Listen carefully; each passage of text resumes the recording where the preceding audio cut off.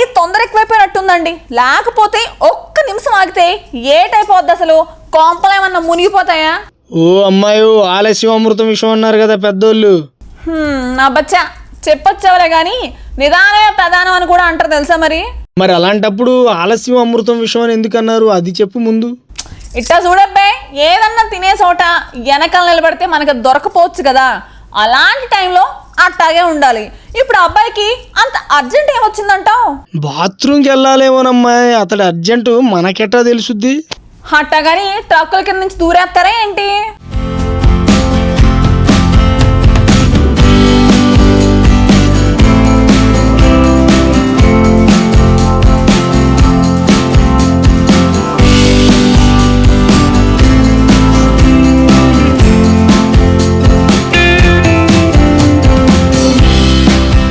కొంతమంది చాలా బిజీ అన్నట్టు ప్రవర్తిస్తుంటారు.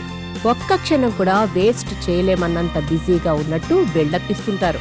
ముఖ్యంగా ట్రాఫిక్ జామ్ అయినప్పుడు కొందరు చేసే అతి ఒక్కోసారి చిరాకు పుట్టిస్తుంది. ఒక్క క్షణం లేట్ అయినంత మాత్రాన కొంపలేం మునిగిపోవు, కానీ ఆ ట్రాఫిక్ నుంచి బయటపడేందుకు లైఫ్ను రిస్క్ చేసేస్తుంటారు. అలాంటి వీడియో ఒకటి సోషల్ మీడియాలో వైరల్ అవుతుంది. కొన్ని వీడియోలు చూస్తే నవ్వుతారు, మరికొన్నింటికి ఆశ్చర్యపోతారు. కానీ ఈ వీడియో చూస్తున్నప్పుడు మాత్రం కోపం నశాలానికి అంటేస్తుంది. ఓ బైకర్ ఆగి ఉన్న భారీ కంటైనర్ కింద నుండి తన బైక్తో పాటు వెళ్లటం ఈ వీడియోలో కనిపిస్తుంది కదా. అతడు రోడ్డుపై ఆగి ఉన్న ట్రక్కు కింద నుండి బైక్తో పాటు బయటకు వచ్చాడు.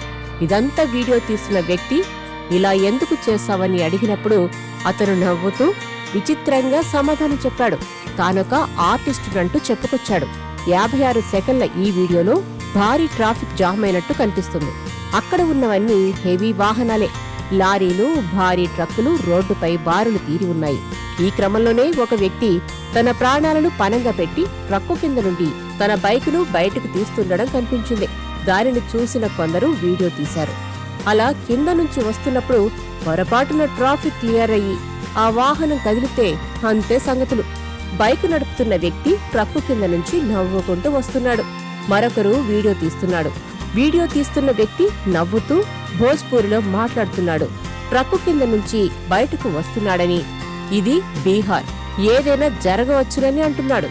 వీడియో తీస్తున్న వ్యక్తి బైక్ నడుపుతున్న వ్యక్తిని మీరేం చేస్తున్నారని అడిగితే, ఇది బీహార్, ఇక్కడ కళాకారులకు కొరత లేదంటూ చెప్పుకొచ్చాడు. ఈ వీడియోను పోస్టు చేసిన వ్యక్తి మాత్రం బీహార్కు చెడ్డ పేరు తెస్తున్న ఇలాంటి వ్యక్తులను ఏం చేయాలి అంటూ క్యాప్షన్ పెట్టాడు. ఈ వీడియో చూసిన చాలా మంది నెటిజన్లు తమదైన రీతిలో స్పందించారు. తను బీహార్కు చెందినవాడు, ఏదైనా చేయగలడు, అతను రిస్కులకు భయపడడని రాశారు. ఇలాంటి రిస్కులు ఎప్పుడూ చేయకూడదని మరొకరు అన్నారు. ఆ వ్యక్తి బైకును జప్తు చేస్తే జన్మలో ఇలాంటి ఓవర్ యాక్షన్ చేయాలంటే భయపడతాడని మరొకరు కామెంట్ చేశారు.